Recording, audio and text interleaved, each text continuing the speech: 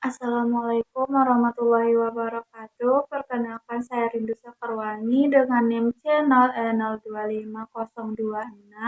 Di sini saya akan menjelaskan tentang dasar perhitungan pajak, amortisasi, dan depresiasi.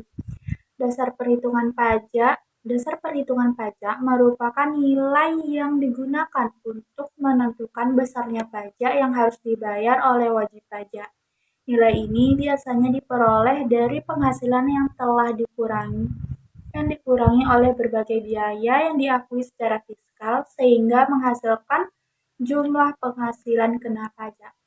Komponen penghitungan pajak yang pertama, penghasilan atau pendapatan utama dan tambahan.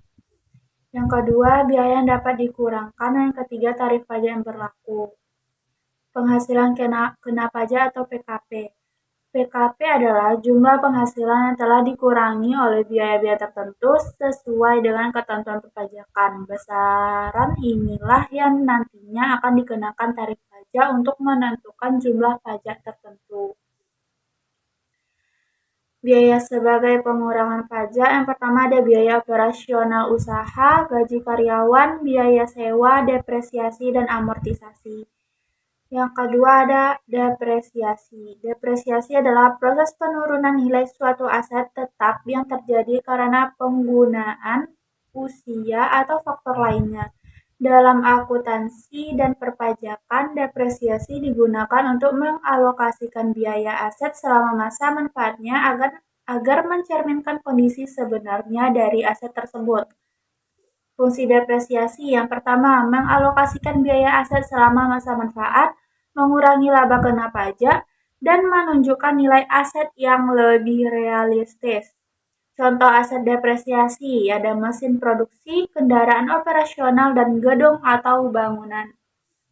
Yang ketiga, amortisasi. Amortisasi adalah proses penyusutan nilai aset tidak berwujud yang dilakukan secara bertahap selama masa manfaatnya.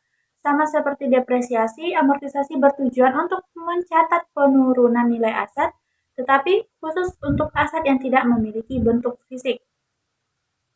Fungsi amortisasi yang pertama ada mengalokasikan biaya aset tidak berwujud, mengurangi penghasilan kena pajak, dan membantu laporan keuangan lebih akurat.